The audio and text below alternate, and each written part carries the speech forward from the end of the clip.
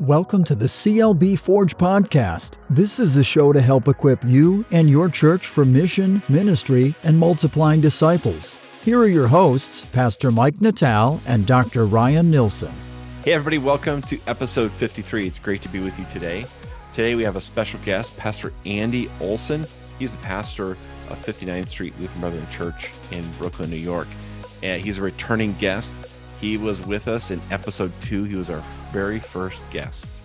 And Andy, we're so glad to have you back today. Today, Andy is with us talking about why pastors need sabbaticals. So Andy, thanks so much for being with us. Yeah, it's great to be back. Glad to be a returning guest for you guys. And just think, even after you said how much you love Star Wars, Ryan still is allowing you back on the podcast. I know. I was a little nervous about whether I would get that repeat invite after I revealed. I was actually the first one, I think, to answer that question of Star Wars versus Star Trek. So you weren't the last. It hasn't been going well for me in general. No. But I did get over it. I don't hold it against you. All right. Thank you. I'm clearly in the minority. Well, yeah, but that's okay. I actually don't mind Star Trek too. Like I have a little bit of a part of my heart that appreciates Star Trek. It's just far inferior to Star Wars. That's all. You know. All right, let's all right. Yeah, sorry, I'll Ryan. try to hide Before my Ryan tears. starts crying more. All right, so Andy, if you can just let us know. So what exactly is a sabbatical? Sure. Yeah. A sabbatical is an extended period of time off from, I'm a pastor. And so specifically for me, it was a extended period of time off from all pastoral ministry duties that I had at our church. And for me, it was a 3-month break. Sabbaticals can be different lengths of time, but usually it is more extended. And so for me, it was a 3-month break where I had no ministry responsibilities for my church. And it was just a time to rest and recharge and kind of be off completely from my role as a pastor. So can you tell us a little bit about specifically what went on during your sabbatical? Yeah, definitely. So I took 3 months starting in the middle of June this past year and ended in the middle of September. And the focus of my sabbatical was on rest and recharging and just spending time kind of developing my own walk with God, sort of apart from being a pastor and being in ministry. It was also a time just to spend time with my family, do some reading and studying on my own outside of like the regular grind of ministry. There are some times that people might take a sabbatical where there's more of a focus around learning, where they'd be maybe taking classes and things like that. Mine was more focused around rest. And so basically the way that my sabbatical worked was the first half of it, like the first month and a half, was a lot of just spending time resting, spending time with family. We visited my parents in Minnesota, and then we visited my wife Rochelle's family in California. And then sort of the second half of the sabbatical was more intentionally kind of reading books and thinking about, my role as a pastor and sort of preparing for the re-entry into ministry sort of at the back end of the sabbatical, and thinking about sort of the ways that God had shaped me through those 3 months and how to re-enter ministry after that. So now that you're past the sabbatical and you have the chance to look backwards on it, what are some things that you're really glad that you did on your sabbatical? And what are some things that maybe you would have done a little bit differently if you had the opportunity to? Yeah, I think one thing that I'm glad that I did was I was not jam packing my schedule during it. I think I'm glad that I was able to sort of allow there to be some space and time and sort of a slow pace to it, because that helped to bring out the emphasis on rest and recharging. So not like filling my schedule with like tons of things I wanted to accomplish during the 3 months. And so that's something that I'm thankful that I did. And I would definitely do that again. I think, because I took the sabbatical in the midst of the COVID pandemic, that made certain things challenging, things that I wish that I could have done that I wasn't able to do because of that. Originally we had been thinking about doing some travel, like international travel potentially, but that obviously was not a possibility given the constraints of COVID. I'd also been thinking about doing like a retreat or doing maybe some sort of conference during that time initially, but then when COVID hit, then those kinds of opportunities were also more up in the air and didn't end up happening. So I think if I were to do it again at some point, I'd probably want to have maybe some more of those more structured learning elements to it, where maybe someone where I was kind of being led through a process of reflection potentially. There are some conference centers, retreat centers that might do that sort of work with pastors. And so that's something that I think I could have benefited from, but I still felt that it was really beneficial, and I'm really thankful that I had the chance to do it. Andy, we see a growing number of pastors and churches are taking sabbaticals and doing them, but I still think the vast majority of churches and church leaders aren't really familiar with the concept of a sabbatical for pastors. And I just wonder if you could speak to that audience, because I think we probably have a lot of people who are wondering, why are sabbaticals important for pastors? Yeah, well, I think the sort of the biblical idea behind the sabbatical is the idea of the Sabbath. The Sabbath commandment that we see even in the Ten Commandments, this idea of working and then pausing to rest and take a break from work. And we see that, built into our week as we have sort of a weekly Sabbath. But you see even in ancient Israel, there were these moments of longer extended kind of Sabbath times as well. For instance, in the Old Testament, they had the sabbatical year, the Sabbath year, where they would allow fields to lie fallow for a whole year. And and part of the idea there behind that was that you're going to actually have better productivity out of that field if you allow it to rest, and rather than just working it constantly. And so I think that there's something in that principle that we need to rest, and actually that the rest allows us to actually have more fruitful work when we're in our seasons of working. And so I think that's particularly true for pastors. As a pastor, our part of our role is we kind of put on the pastor hat, and it's not like we just sort of take it off at the end of the workday, but there's a sense that we're always sort of a shepherd of our congregation, our flock. And even though I think it's important for us to create good boundaries in our time and being able to take a weekly Sabbath and taking time off in the evenings, things like that, there's also a sense that we're always sort of thinking about ministry and the next sermon that we're writing, or we get that call in the middle of the night about an emergency, and so there's an emotional just sort of exhaustion that can kind of build up over time, I think, for a pastor too, if you're not resting.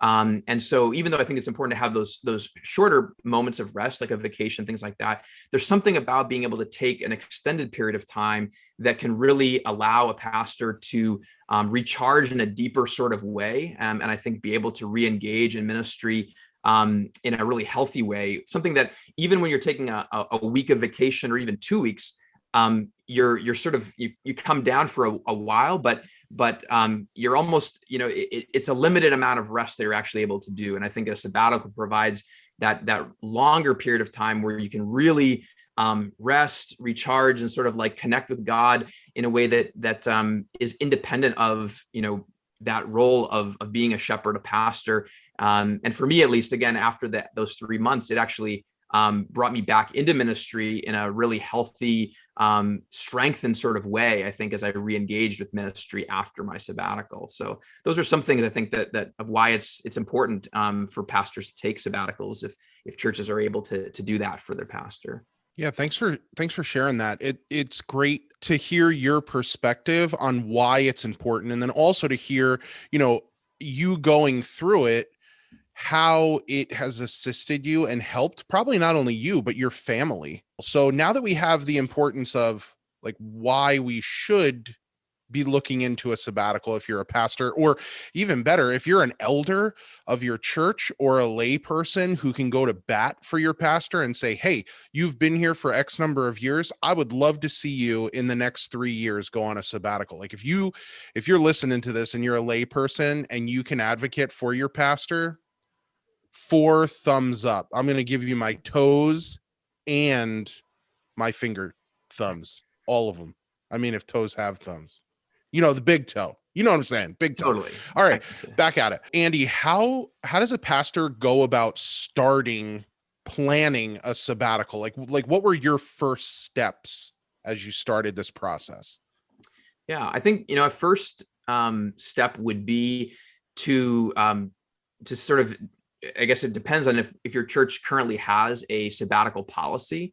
And so I would say for a pastor, where if your church does not have a sabbatical policy, that's probably the place to start, is to begin having conversations with your elders and other leaders in your church about developing a sabbatical policy. And, when I first came to 59th Street, where I currently am, our church did not have a sabbatical policy. And actually the pastor of our Chinese speaking department, he had been at the church for, I think it was like 8 or 9 years, and he was in a need of a break. And so we began to develop a policy so that we could give him a sabbatical, but also with the plan that this would be applicable to any pastor in our church moving forward, which I knew that for me, that would apply to me once I had served at the church for 7 years. That was the number that we used in terms of our policy. And so one of the things that we did was we talked to other churches that had sabbatical policies and kind of looked at what they had. We did some reading and research just around, again, the importance of sabbaticals to be able to help equip our leaders to understand why this was an important thing for our church to do and to apply. And so once we created that sabbatical policy as an elder board, and we brought it to the congregation to share that, then it was sort of a question of, okay, once you're sort of have reached that amount of time, then you begin to think about what that might look like for you personally as a pastor. And so for me, when I reached the 7-year mark here at our church, then I realized that I was eligible to take a sabbatical. And so for me, I realized I wasn't going to be able to take a sabbatical that initial summer after having reached 7 years, just because of the timing of things in our church. I realized that would be a difficult summer for me to miss. We had just brought on a new youth and children's minister. It was going to be his first summer here. And so we realized that might be a little bit challenging. So for me, I decided to wait for another year to take it the summer after my 8th year at the church. But I started those conversations with our leaders when I hit that 7-year mark. And so it was actually a full year before I took the sabbatical when I started talking with our leaders about that. I saw Ryan start glowing when you talked about having something written and having a process already in order, so that it's not something that all of a sudden you're like, hey, I want to do this. It's literally something that's already in writing. You already have it planned out. Everything is in order. Primarily, if you have something written out by your church, that's something that other people would affirm as well, which is great. And so I just saw Ryan's face when you said that, and he just lit up, right, Ryan? Mm-hmm. Mm-hmm. Yeah. That was good. Andy, what kind of prep went into your absence at 59th Street? Yeah. So as I mentioned, I started those conversations with our church leaders about a year in advance. And so what we did was part of what our sabbatical policy for a pastor is that a pastor needs to put together a sabbatical plan. And so in writing, like, we submit it to our elders of kind of what we're planning to do for the sabbatical. And there's 2 components to that. One is what like the pastor's planning to do. So kind of giving an outline of sort of the things that we're hoping to do, to rest and to recharge and to learn and things like that. But then on the other side of things is also talking about how this is going to affect the church, my absence, and beginning to think through the plan for the church as well. And that was something that I talked through with my elders. That it was a collaborative kind of thing as we talked through how that was going to happen. For us in our church, I'm the primary preaching pastor in our congregation and do a lot of oversight and things like that. And so one of the things that was one of our areas of focus, is trying to figure out how we were going to handle preaching during the 3 months that I was going to be gone. But also sort of who is going to be the point person for various things that kind of come to me initially. And so, our our elders stepped up in different ways to take responsibility in certain things where I was gone. We have a part-time youth and children's minister, and he loves to preach, and also was wanting to sort of grow and stretch in certain ways. And so we didn't want to overwhelm him by giving too much on his plate, but he did take on some additional responsibilities while I was gone. And we compensated him financially for that, because he was going to be stepping into some new roles. And so he preached like once a month during the time that I was away. And then the other weeks, we had guest preachers, which actually made it really easy for us this past summer, because of COVID, we were remote the entire summer here in New York City. Things didn't open up as quickly as other parts of the country. And so we made a decision actually before I started my sabbatical to just have our services all remote for the entire summer while I was gone. And what we did was we had guest video preachers who preached, some of them who just gave us a sermon they had already preached elsewhere, some that preached a specific sermon for our congregation and recorded it and then gave it to us. And then we were able to share those sermons during our Sunday morning Zoom calls that we were doing over the summer.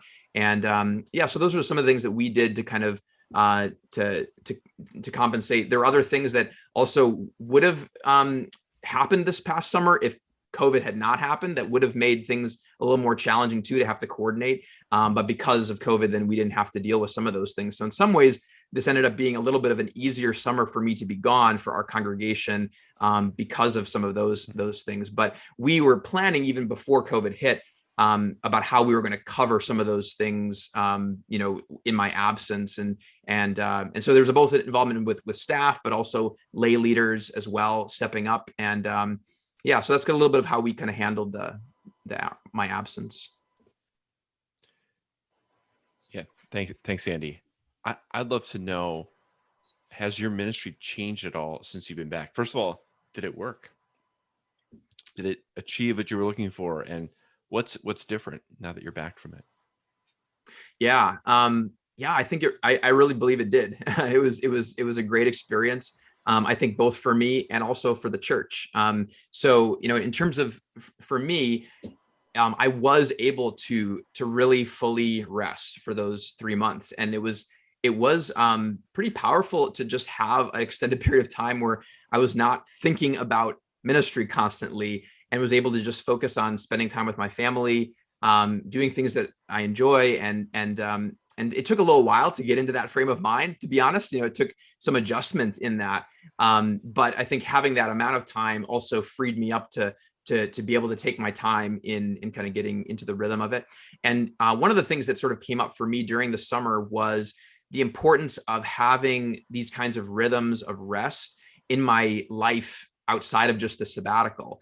And so during the sabbatical, I had time to be able to begin to try out different practices of sort of spiritual formation and rhythms of rest, and having the time to kind of do that and explore that over the summer. One of my things that I really wanted to do as I went back into ministry in the fall was to try to bring some of those practices into my ministry as I re-entered ministry. And so one of the things that I did was I actually preached a sermon series in the fall on rhythms of rest, and actually was able to share a lot with my congregation the things that I had learned over my sabbatical, and ways that God had sort of shaped me with that. And then doing that also kind of forced me to actually make sure that I was keeping those things going even in my life, even when I re-entered ministry as a pastor.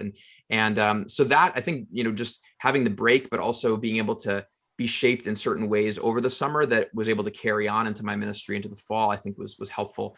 I think also it was a really a good, healthy thing for our congregation, for them to sort of have a period of time of being able to do ministry and continue to go without me, and realizing that I'm not irreplaceable, that they were able to continue to move forward in ministry, and we're able to hear different voices of preachers. And I think that was a good thing for our church too. I mean, I think they were happy when I came back after the 3 months, which I was grateful for. But at the same time, I think it was a healthy thing for the church. And even it was a way for some of our leaders to grow and be developed in new ways in my absence as well, which I think was a healthy thing for the church.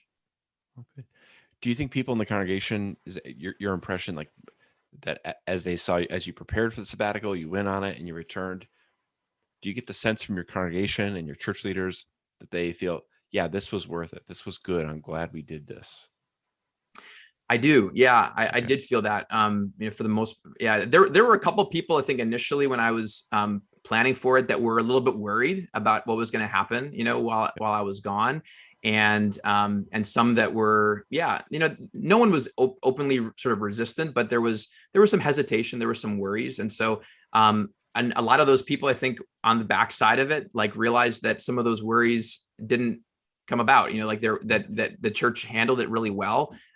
People were really blessed by Brandon, who's our youth and children's ministry. The way that he kind of grew, they saw it was a really positive thing for him to kind of grow in new ways over the summer. There's a couple people who've even said to me this fall that they've noticed a change in my preaching, that I sort of have like a greater passion in my preaching. And I don't know if that's true or not, but I guess that's how they perceived it. And I certainly feel like I definitely came out of the summer with sort of a new energy and a new excitement. And I'm glad that that some people noticed that, I guess, or that it and hopefully benefited from that as well. So, yeah.